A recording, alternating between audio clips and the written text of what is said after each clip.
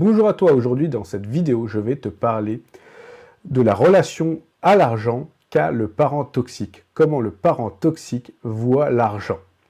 Eh bien, en fait, déjà, tu constateras que ton parent toxique a une certaine vision de l'argent dans sa vie. Le parent toxique, en fait, se sert d'une part de l'argent pour deux objectifs, qui est la domination de l'autre et l'image, c'est-à-dire l'image qu'il a à l'extérieur que les autres ont de lui. C'est très important pour le parent toxique. Donc la domination. La domination, en fait, signifie que le parent toxique se sert de son argent ou celui mis à sa disposition pour dominer son enfant, pour mettre sous dépendance financière son enfant ou toute autre personne que le parent toxique aura choisi, que la personne aura choisi pour mettre sous domination financière. Comme par exemple en disposant de procurations sur des comptes en banque, en disposant de procurations sur des chéquiers, en infantilisant l'enfant en lui disant que le parent toxique va lui payer ses factures et à ce moment-là, que l'enfant n'a pas besoin de savoir quel est le montant des factures. Le parent toxique, ou la personne toxique, qui voudra mettre une dépendance financière, se servira de cette technique. Et en fait, il y aura toujours une contrepartie. La contrepartie, c'est la soumission de l'enfant ou la soumission de l'autre personne. La soumission aux besoins et aux volontés du parent toxique, de la personne toxique.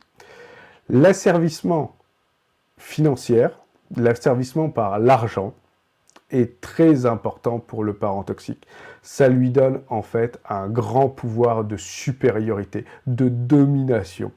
Le parent a un grand manque, le parent toxique, de confiance en lui, un grand vide. Et en fait, cette technique va l'aider à se sentir mieux, à se sentir supérieur, à combler en fait ce sentiment d'infériorité chez le parent toxique, à combler ce vide intérieur. Il comble ce vide par cette domination financière. Si tu as pris en fait l'habitude de te soumettre tout le temps à ton parent toxique, alors il est très facile et encore plus facile pour cette personne toxique de t'emprisonner, pour ce parent toxique de t'emprisonner dans cette dépendance et dans cette infantilisation. L'infantilisation, pour toi, peut à ce moment-là être un endroit sécurisant, mais au final, c'est un endroit malsain pour toi. Donc, en fait, si tu as pris ce parent toxique comme exemple, eh bien, en fait, tu peux reproduire ces comportements et cette vision financière. Tu penseras, en fait, que c'est bien pour toi de corrompre les gens par l'argent, de dominer les gens par l'argent, par ce moyen, si tu as pris ce parent toxique comme exemple et que tu as normalisé la normale. Mais si tu as fait le choix, comme moi je l'ai fait plus jeune, de la confrontation avec ton parent toxique, et que tu considères que la corruption, cette domination est malsaine, eh bien en fait, tu as commencé à te libérer de ton parent toxique, ce qui est très bien. Et il faut que tu construises à ce moment-là en fait ta propre relation à l'argent, c'est-à-dire ta propre vision de l'argent, ta propre croyance de l'argent. Quelle est ta vision personnelle à ce niveau-là? Tu sais ce que tu rejettes, quelle est en fait ta vision à toi, puisqu'elle n'est pas là pour corrompre, mais elle n'est pas là non plus pour être dilapidée. Quelle est ta propre vision? Et ce travail est très important, car c'est à toi de le faire sans exemple sain à ta disposition, puisque tu as eu un parent toxique avec cette vision qui t'a intoxiqué et que tu as rejeté. Donc l'importance également, l'autre point, c'est l'importance de l'argent, dans le rapport à l'argent, du parent toxique par rapport à son image, par rapport à l'image qu'il donne à l'extérieur. Le parent toxique est obsédé par l'image qu'il a, la vision qu'il a des autres. Les autres doivent le voir forcément comme une bonne personne, donc comme une personne positive. Donc l'argent va l'aider en fait à faire en sorte à ce que les personnes, les gens autour de lui pensent que c'est une personne bien. Déjà, le parent toxique est très matérialiste, excessivement matérialiste. Le parent toxique veut que les autres personnes de sa famille l'aiment pour ce qu'il a, pas pour ce qu'il est, mais pour ce qu'il a. Et que les autres personnes autour de lui l'aiment également pour ce qu'il a. Le parent toxique est quelqu'un qui est très envieux, qui est très jaloux. C'est-à-dire jaloux et envieux des biens matériels des autres.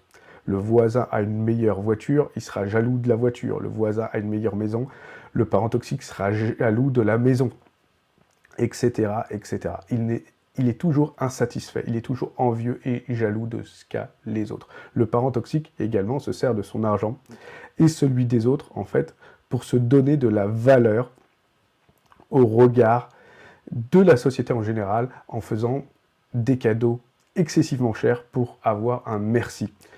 Pour, en fait, qu'on le remercie des biens matériels qu'il offre aux autres, puisqu'au final, il ne peut pas offrir quelque chose d'humain, puisqu'il est toxique. Et en fait, par les biens matériels qu'il offre, il va corrompre et créer une dette morale envers les personnes qui reçoivent ces cadeaux.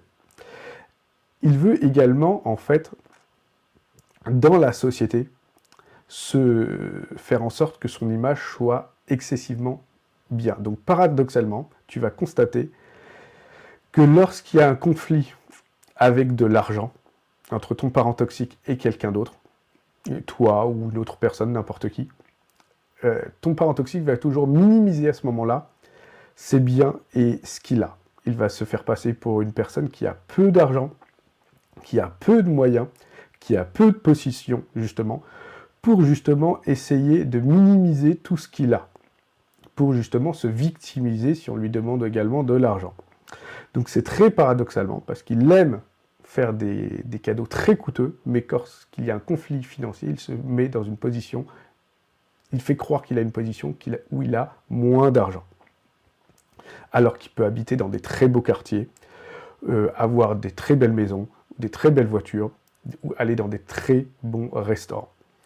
Mais en fait, tout cela, c'est vraiment que de l'intox. C'est comme ton parent toxique, pour l'image, va également faire partie d'associations humanitaires pour justement dire que c'est forcément une personne bien, puisque ton parent toxique va faire partie de cette association humanitaire qui va se donner un rôle en France, dans le monde, de bien, où il va y avoir soi-disant une ouverture à l'autre, et quelque chose de positif. Mais en réalité, c'est simplement pour qu'on lui dise merci pour ce qu'il fait, parce que ton parent toxique va dans l'association humanitaire et cherche le merci, cherche la reconnaissance que ton parent toxique n'a pas eu toute sa vie. Donc en fait, l'image est très importante pour ton parent toxique, parce qu'il veut la reconnaissance par le merci lorsqu'il est dans l'association humanitaire, lorsqu'il fait des cadeaux très chers, il veut toujours cette reconnaissance. Il a besoin de cela pour son image, parce qu'il veut se faire passer pour quelqu'un de bien, d'irréprochable dans la société, alors que c'est quelqu'un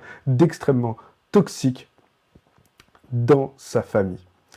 Donc l'image par le bien matériel, l'image par la situation financière lui donne en fait l'aide en fait à flatter son ego, à faire en sorte qu'il passe pour quelque chose qu'il n'est pas. Donc si tu es prêt à reprendre la place centrale dans ta vie, contacte-moi.